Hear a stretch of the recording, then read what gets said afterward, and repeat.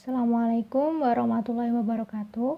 Perkenalkan, kami dari kelompok 8 akan mempresentasikan hasil kerja kelompok kami mengenai enskripsi data digital. Perkenalkan, saya Mega Ayu Yulianti dan teman saya Verlis Solihanisa Rahma. Yang pertama yaitu pengertian enskripsi data. Enkripsi adalah sebuah proses yang mengubah suatu data menjadi kode yang tidak bisa dimengerti atau tidak terbaca. Enkripsi merupakan aspek yang sangat penting dalam komunikasi data melalui komputer, sehingga kerahasiaan data tetap terjamin. Enkripsi berasal dari bahasa Yunani yaitu kriptos yang berarti rahasia atau tersembunyi. Enkripsi data dapat digunakan untuk tujuan keamanan, tetapi teknik lain masih diperlukan untuk membuat komunikasi yang aman, terutama untuk memastikan integritas dan autentikasi dari sebuah pesan. Contohnya Message Authentication Code atau MAC atau Data Digital Signature. Penggunaan yang lain yaitu untuk melindungi dari analisis jaringan komputer untuk tujuan keamanan. Pada gambar tersebut merupakan salah satu contoh dari enskripsi data. Kemudian enkripsi data menggunakan semacam algoritma untuk mengubah data atau pesan asli yang disebut dengan plain text atau teks asli untuk menjadi ciphertext atau teks setelah dienkripsi atau bentuk terenkripsi. Sebaliknya, proses untuk mengubah ciphertext menjadi plain text disebut deskripsi. Pada gambar tersebut, sebuah teks asli atau plain text yang kemudian dienkripsi sehingga menjadi sebuah ciphertext yang hanya bisa dibuka oleh mereka yang memiliki sebuah kunci sehingga dapat dibaca dengan jelas. Sejarah enkripsi. Enkripsi berasal dari bahasa Yunani yaitu kriptos yang berarti rahasia atau tersembunyi. Enkripsi terinspirasi dari kriptografi yang digunakan oleh orang-orang Yunani. Mereka menggunakan kriptografi dengan menyembunyikan kalimat asli agar tidak diketahui oleh musuh. Penggunaannya masih sangat sederhana yaitu dengan shredtale atau bahasa dari zaman Yunani kuno sebagai alat dalam membuat kunci jawaban atau transposisi cipher yang digunakan untuk memecahkan kode pesan yang dienkripsi. Shredtale merupakan silinder sebuah alat pembungkus perkamen. Manfaat dari enkripsi yang pertama, kerahasiaan suatu informasi terjamin. Yang kedua, menyediakan authentication dan perlindungan integritas pada algoritma checksum atau hash. Yang ketiga, menanggulangi penyadapan telepon dan email. Keempat, untuk digital cash. Dan yang kelima, untuk digital signature. Digital signature adalah menambahkan suatu baris statement pada suatu electronic copy dan mengenkripsi statement tersebut dengan kunci yang kita miliki dan hanya pihak yang memiliki kunci deskripsinya saja yang bisa membukanya.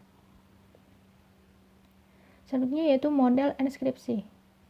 Yang pertama, model enskripsi kunci pribadi atau symmetric cryptography. Pada kunci simetri 1, kunci yang sama digunakan untuk melakukan enskripsi dan deskripsi. Pada contoh gambar tersebut adalah gambar dari model enskripsi kunci pribadi yang mana jika suatu teks ingin dienkripsi dan juga ingin mengubah teks enskripsi ke dalam bentuk asli atau yang disebut dengan deskripsi, yaitu bisa menggunakan satu kunci saja. Selanjutnya model enskripsi simetris yang pertama yaitu Caesar cipher. Enkripsi Caesar diambil dari nama Julius Caesar tahun 100 sampai 44 sebelum Masehi. Pada prinsipnya, Julius Caesar menggunakan prinsip di mana setiap huruf digantikan dengan huruf yang berbeda, huruf yang berada 3 posisi dalam urutan alfabet. Seperti pada contoh gambar tersebut, yang kita tahu alfabet dimulai dari huruf A, B, C, dan seterusnya sampai Z. Sedangkan alfabet model Caesar ini dimulai dari huruf N, O, P, dan seterusnya. Misalkan kata hello, huruf H lurus dengan huruf U, huruf E lurus dengan huruf R, huruf L lurus dengan huruf Y, dan huruf O lurus dengan huruf B. Sehingga ketika kata hello dienkripsi menjadi URY-YB. Aturan dari enskripsi Caesar adalah menggeser huruf sejumlah bilangan tertentu dengan pesan asli sehingga menjadi huruf lain. Pada contoh di atas, tiap-tiap huruf pesan asli digeser 3 huruf ke kanan. Contoh kedua dari model enskripsi simetris yaitu Enigma Cipher, yaitu suatu metode yang terkenal untuk kontribusinya pada Perang Dunia II bagi pihak Jerman waktu dikembangkan suatu model pengkodean dengan mesin Enigma. Mesin ini mempunyai 3 motor yang menggantikan huruf dalam Cipher dengan huruf dalam plain text. Rotor ini akan berputar dan menghasilkan hubungan antara huruf yang satu dengan huruf yang lain, sehingga menampilkan berbagai substitusi seperti pergeseran Caesar. Pada gambar tersebut merupakan alat dari enkripsi yang menggunakan model Enigma Cipher. Contoh selanjutnya akan dijelaskan oleh teman saya, Verlis. Baik, saya Verlis akan melanjutkan mengenai contoh model enskripsi simetris, yaitu yang ketiga ada DES atau Data Encryption Standard. DES, algoritma kriptografi simetris yang paling umum digunakan saat ini. DES bermula dari Lucifer, enskripsi yang dikembangkan dulu di IBM. DES baru secara resmi digunakan pemerintah Amerika Serikat di tahun 1977. Ia dikenal sebagai Federal Information Processing Standard 46. Model enskripsi yang digunakan secara luas adalah model yang didasarkan pada Data Encryption Standard yang diambil oleh Biro Standar Nasional US.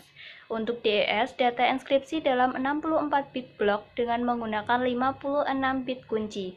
Dengan menggunakan kunci ini, 60 data input diubah menjadi suatu urutan dari metode menjadi 64 bit output. Proses yang sama digunakan untuk mengubah kembali enskripsi. Pada slide berikutnya yaitu ada contoh penggunaan enskripsi model DES, yaitu menggunakan sebuah software aplikasi yang secara otomatis akan mengubah plain text atau data asli menjadi ciphertext atau data yang tidak bisa dibaca oleh manusia. Yang selanjutnya yaitu ada model enskripsi yang kedua, yaitu model enskripsi dengan kunci publik atau kunci asimetris. Pesan yang dienskripsi menggunakan sebuah kunci hanya bisa dibuka menggunakan kunci pasangannya. Pesan tidak bisa dibuka menggunakan kunci yang sama. Kunci yang pertama disebut kunci publik dan kunci pasangannya disebut kunci privat. Jadi, sebuah pesan yang dienskripsi menggunakan kunci publik hanya bisa dibuka menggunakan kunci privat, dan demikian pula sebaliknya. Proses enskripsi atau deskripsi tersebut hanya bisa dilakukan menggunakan pasangan kunci yang tepat. Jika pasangan kuncinya salah, maka proses enskripsi atau deskripsi akan gagal. Kunci publik di-share atau dibagikan, sedangkan kunci privat adalah kunci yang dimiliki oleh pribadi. Kelebihan dari model enskripsi dengan kunci publik ini adalah semua orang hanya membutuhkan satu set kunci, dan kunci privat tidak perlu diketahui oleh pihak lain, maka tidak akan pernah dikirim melalui umum. Nah, yang selanjutnya ini ada gambar mengenai enskripsi data asimetris, yaitu di mana kunci yang digunakan itu tidak sama dengan kunci yang digunakan untuk membuka kembali ciphertext, yaitu kunci enskripsi itu merupakan public key dan kunci deskripsi yang untuk membuka kembali merupakan kunci privat. Yang selanjutnya yaitu ada konsep fundamental proses enskripsi, yaitu model enskripsi asimetris atau public key. Di sini ada contoh beberapa kalimat. Yang nomor 1 itu ada beberapa kalimat yang diubah menjadi enskripsi data menggunakan public key yang bisa diakses oleh banyak orang. Sedangkan untuk membukanya kembali itu hanya bisa menggunakan private key yang tidak semua orang memilikinya. Nah, yang selanjutnya ini ada cara kerja enskripsi data. Sebelum dienkripsi, data-data mentah disebut plain text. Data tersebut dienkripsi mempergunakan algoritma enkripsi serta kunci enkripsi. Anda perlu tahu bahwa algoritma enkripsi terdiri dari dua jenis, yaitu simetris dan asimetris, seperti yang sudah dijelaskan di atas tadi. Algoritma simetris menggunakan kunci rahasia dalam melakukan enkripsi serta deskripsi pesan atau text file. Nah, yang selanjutnya aja contoh cara kerja enkripsi data. Kita di sini menggunakan dua contoh, yaitu dari software Vigenary Chipper karya Ahmad Junior.blogspot.com, yaitu di sini ada beberapa kalimat yang menggunakan kunci informatika, dan jika nanti diklik encrypt, ini akan otomatis berubah menjadi ciphertext, dan jika ingin membuka datanya kembali atau mendeskripsi kembali, tinggal diklik descript ini, maka akan langsung kembali ke plain text. Sama juga dengan software From Cryptography ini, kerjanya hampir sama dengan contoh yang pertama. Yang selanjutnya yaitu kerugian enkripsi. Yang pertama yaitu penyandian rencana teroris. Nah, di sini teroris bisa menggunakan enkripsi data ini untuk membantu melancarkan rencana kejahatannya. Dan yang kedua, ada penyembunyian rekod kriminal oleh seorang penjahat. Jadi, penjahat bisa menggunakan enkripsi data ini untuk menyembunyikan kejahatannya juga. Dan yang ketiga, pesan tidak bisa dibaca bila penerima pesan lupa atau kehilangan kunci. Yang selanjutnya yaitu ada hubungan enkripsi data digital dengan mata kuliah preservasi dan konservasi perpustakaan dan arsip, yaitu enkripsi data ini membantu menjaga keamanan dari sebuah data, karena tidak semua data dapat diakses secara publik atau terbuka, melainkan ada juga data yang bersifat rahasia dan tidak boleh dipublikasi. Maka dari itu, penting untuk mempelajari enkripsi data digital agar tetap bisa menjaga kerahasiaan suatu data di komputer dan menjaga data tersebut supaya tidak disalahgunakan untuk tindakan kejahatan. Seperti yang kita tahu, melalui konservasi dan preservasi ini kita mempelajari mengenai pengolahan data, dan untuk menjaga keamanan dari data tersebut kita bisa menggunakan enkripsi data ini. Nah, yang selanjutnya yaitu ada daftar pustaka. Kita menggunakan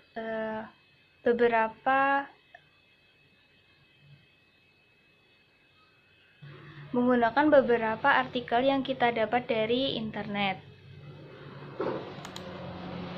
Nah, cukup sekian dari kami. Maaf bila banyak salah dan kekurangannya. Terima kasih sudah mendengarkan. Cukup sekian. Wassalamualaikum warahmatullahi wabarakatuh.